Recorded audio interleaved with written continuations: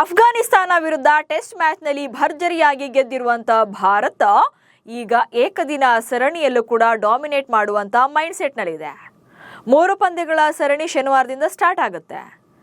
ಮೊದಲ ಪಂದ್ಯ ಧರ್ಮಶಾಲಾದ Himachal Pradesh cricket association ಸ್ಟೇಡಿಯಂನಲ್ಲಿ ನಡೆಯುತ್ತೆ. ಮಧ್ಯಾಹ್ನ 1:30ಕ್ಕೆ ಪಂದ್ಯ ಶುರುವಾದ್ರೆ ನೆಕ್ಸ್ಟ್ ಇಯರ್ ಏಕದಿನ ವಿಶ್ವಕಪ್ ಕೂಡ ಇರೋದ್ರಿಂದ ಈ ಸರಣಿಯ ಗೆಲುವು ಎರಡೂ ತಂಡಗಳಿಗೆ ತುಂಬಾನೇ ಮುಖ್ಯವಾಗುತ್ತೆ.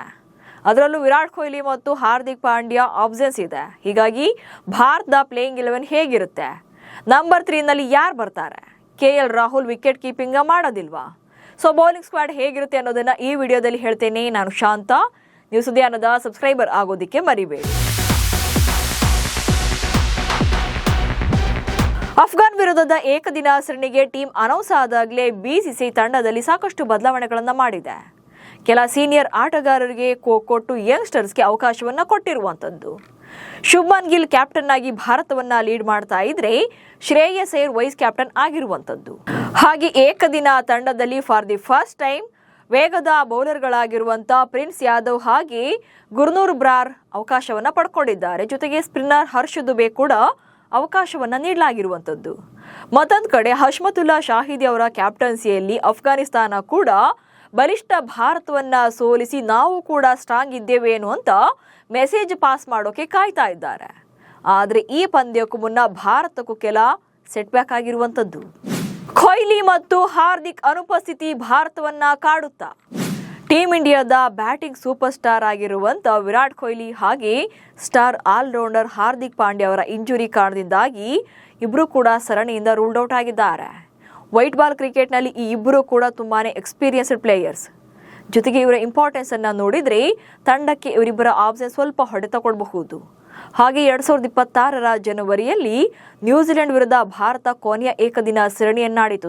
ಆ ತಂಡಕ್ಕೆ ಕಂಪೇರ್ ಮಾಡಿದ್ರೆ ರಿಷಬ್ ಪಂತ್, ರವೀಂದ್ರ ಜಡೇಜಾ, ಆಯುಷ್ ಬದೋನಿ, ಧ್ರುವ್ ಜುರೇಲ್ ಹಾಗೆ ಮೊಹಮ್ಮದ್ ಸಿರಾಜ್ ಅವರನ್ನ ಈ ತಂಡದಿಂದ ಕೈಬಿಟ್ಟಿರುವಂತದ್ದು. ಹೀಗಾಗಿ ಈ ಪಂದ್ಯಕ್ಕೆ ಹೇಗಿರುತ್ತೆ ಪ್ಲೇಯಿಂಗ್ 11 ಅನ್ನೋದು ಕೂಡ ಕುತೂಹಲ ಮೂಡಿಸಿದೆ. ಅಫ್ಘಾನಿಸ್ತಾನ ವಿರುದ್ಧ ಯಾರೆಲ್ಲ ಕಣಕ್ಕಿಳಿಯಬಹುದು ಅನ್ನೋದನ್ನ ನೋಡ್ತಾ ಹೋಗೋಣ. ಮೊದಲನೇದಾಗಿ ಬ್ಯಾಟಿಂಗ್ಗೆ ಬರೋದು ರೋಹಿತ್ ಶರ್ಮಾ ಹಾಗೆ ಶುಭ್ಮನ್ ಗಿಲ್. ಏಕದಿನ ಮಾದರಿಯಲ್ಲಿ ಇವರಿಬ್ಬರು ಕೂಡ ಇನ್ನಿಂಗ್ಸ್ ಅನ್ನ ಆರಂಭ ಮಾಡ್ತಾ ಇರುವಂತದ್ದು. ಮಾಜಿ ನಾಯಕ ಹಾಗೆ ಹಾಲಿ ನಾಯಕ. ಅದು ಅಲ್ಲದೆ ಈ ಪಂದ್ಯದ ಮೂಲಕ ರೋಹಿತ್ ಶರ್ಮಾ ಭಾರತದ ಪರ ಏಕದಿನ ಪಂದ್ಯವಾಡಿದಂತ ಅತ್ಯಂತ ಹಿರಿಯ ಆಟಗಾರ ಎನ್ನುವಂತ ದಾಖಲೆಯನ್ನು ಕೂಡ ನಿರ್ಮಾಣ ಮಾಡ್ತಾರೆ ಈ ಪಂದ್ಯದ ಮೂಲಕ.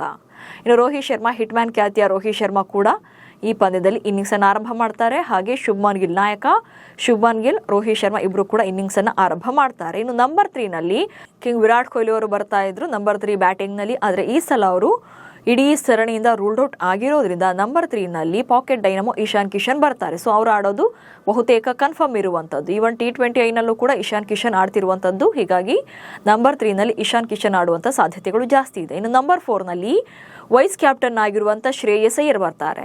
ಶ್ರೇಯಸ್ ಅಯ್ಯರ್ ನಂಬರ್ 4 ನಲ್ಲಿ ಚೆನ್ನಾಗಿ ಆಡ್ತಾರೆ. ಹೀಗಾಗಿ ಮತ್ತೆ ಅವರನ್ನ ನಂಬರ್ 4 ನಲ್ಲಿ ಕಂಟಿನ್ಯೂ ಮಾಡಿಸ್ತಾರೆ. ಇನ್ನು ನಂಬರ್ 5 ನಲ್ಲಿ ವಿಕೆಟ್ ಕೀಪರ್ ಬ್ಯಾಟರ್ ಆಗಿರುವಂತ KL ರಾಹುಲ್ ಆಡುವಂತದ್ದು. ಮಿಡಲ್ ಆರ್ಡರ್ ನಲ್ಲಿ KL ರಾಹುಲ್ ಅವರ ಪ್ರೆಸೆನ್ಸ್ ಹಾಗೆ ಅವರ ಎಕ್ಸ್ಪೀರಿಯನ್ಸ್ ಭಾರತ ತಂಡಕ್ಕೆ ತುಂಬಾನೇ ಮುಖ್ಯವಾಗುತ್ತೆ.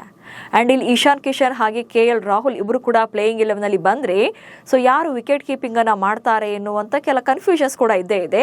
ಇಶಾನ್ ಕಿಶನ್ ಕೊಡ್ತಾರಾ ಅನ್ನೋದು ಕೆಲವರ ಪ್ರಶ್ನೆ ಕೂಡ. ಆದ್ರೆ ಇಲ್ಲಿ KL ರಾಹುಲ್ ಅವರೇ ವಿಕೆಟ್ ಕೀಪಿಂಗ್ ಅನ್ನ ಮಾಡ್ತಾರೆ. ಯಾಕಂತಂದ್ರೆ ಈ ತಂಡದಲ್ಲಿ KL ರಾಹುಲ್ ಇಶಾನ್ ಕಿಶನ್ಗಿಂತ ಜಾಸ್ತಿ ಎಕ್ಸ್ಪೀರಿಯನ್ಸ್ ಇರುವಂತ ಆಟಗಾರ. ಜೊತೆಗೆ ಅವರು ನಾರ್ಮಲಿ ಫಿಕ್ಸೆಡ್ ಆಗಿರುವಂತದ್ದು ಏಕದಿನ ತಂಡದ ಮಿಡಲ್ ಆರ್ಡರ್ ನಲ್ಲಿ. ಜೊತೆಗೆ ಏಕದಿನ ತಂಡದಲ್ಲಿ ವಿಕೆಟ್ ಕೀಪರ್ ಬ್ಯಾಟರ್ ಆಗಿ ಅವರು ಸೆಲೆಕ್ಟ್ ಆಗೇ ಆಗ್ತಾರೆ. ಇಶಾನ್ ಕಿಶನ್ ಇಲ್ಲಿ ವಿರಾಟ್ ಕೊಹ್ಲಿ ಇಲ್ಲದ ಕಾರಣಕ್ಕೆ ನಂಬರ್ 3 ನಲ್ಲಿ ಆಡ್ತಾ ಇರೋದ್ರಿಂದ ಇಲ್ಲಿ KL ರಾಹುಲ್ ಇಂಪಾರ್ಟೆನ್ಸ್ ಇರೋದ್ರಿಂದ ಅವರೇ ವಿಕೆಟ್ ಕೀಪಿಂಗ್ ಅನ್ನ ಮಾಡ್ತಾರೆ KL ರಾಹುಲ್. ಇನ್ನು ಹಾರ್ದಿಕ್ ಪಾಂಡ್ಯ ಅವರ ಆಬ್ಸೆನ್ಸ್ ನಲ್ಲಿ ನಿತೀಶ್ ಕುಮಾರ್ ರೆಡ್ಡಿ ಆಲ್ರೌಂಡರ್ ಕೋಟಾದಲ್ಲಿ ಪ್ಲೇಯಿಂಗ್ 11 ಸೇರಿಕೊಳ್ಳುವಂತ ಸಾಧ್ಯತೆಗಳು ಜಾಸ್ತಿ ಇದೆ.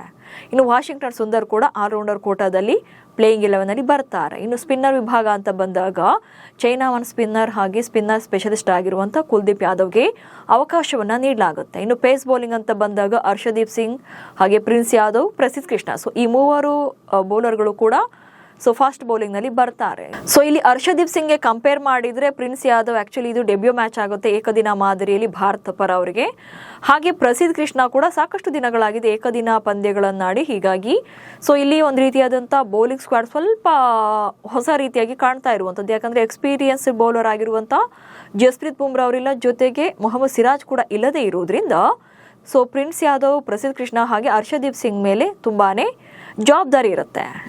ಸೊ ಇಷ್ಟು ಆಟಗಾರರು ಅಫ್ಘಾನ್ ವಿರುದ್ಧ ಕಣಕ್ಕಿಳಿಯಬಹುದು. ಹಾಗೆ ಬ್ಯಾಟಿಂಗ್ ಜೊತೆಗೆ ಬೌಲಿಂಗ್ ಅಂತ ನೋಡಿದ್ರೆ ಬ್ಯಾಟಿಂಗ್ ಲೈನಪ್ ಆಲ್ಮೋಸ್ಟ್ ಹಾಗೆ ಇದೆ. ಆದರೆ ಬೌಲಿಂಗ್ನಲ್ಲಿ ಸಿರಾಜ್ ಜೊತೆಗೆ ಜಸ್ಪ್ರೀತ್ ಬುಮ್ರಾ ಇಬ್ಬರ ಆಬ್ಸೆನ್ಸ್ ಕೂಡ ಇದೆ. ಹೀಗಾಗಿ ಈ ಕಾಂಬಿನೇಷನ್ ವರ್ಕೌಟ್ ಆಗುತ್ತಾ ಅನ್ನೋದೇ ಇಲ್ಲಿರುವಂತ ಕುತೂಹಲ. ಇನ್ನು ಈ ಸರಣಿಯ 2ನೇ ಏಕದಿನ ಪಂದ್ಯ ಜೂನ್ 17ಕ್ಕೆ ಲಕ್ನೋದ ಏಕನಾಥ್ ಸ್ಟೇಡಿಯಂನಲ್ಲಿ ನಡೆದರೆ ಸೊ ಸರಣಿಯ ಕೊನೆ ಪಂದ್ಯ ಜೂನ್ 20ರಂದು ಚೆನ್ನೈನ ಐತಿಹಾಸಿಕ ಸ್ಟೇಡಿಯಂ ಆಗಿರುವಂತ ಎಂಎ ಚಿದಂಬರಂ ಕ್ರೀಡಾಂಗಣದಲ್ಲಿ ನಡೆಯುತ್ತೆ. ಸೊ ಅಂತಿಮವಾಗಿ ನಿಮ್ಮ ಪ್ರಕಾರ ವಿರಾಟ್ ಕೊಹ್ಲಿ ಅವರ ಆಬ್ಸೆನ್ಸ್ನಲ್ಲಿ ನಂಬರ್ 3ನಲ್ಲಿ ಯಾರು ಬ್ಯಾಟಿಂಗ್ ಅನ್ನ ಮಾಡಿದ್ರೆ ಬೆಸ್ಟ್ ಅನ್ನೋದನ್ನ ಕಮೆಂಟ್ಸ್ ಮೂಲಕ ತಿಳಿಸಿ. ಹಾಗೆ ಸುದ್ದಿಯನ್ನು ಫಾಲೋ ಮಾಡಿ. ನಮಸ್ಕಾರ.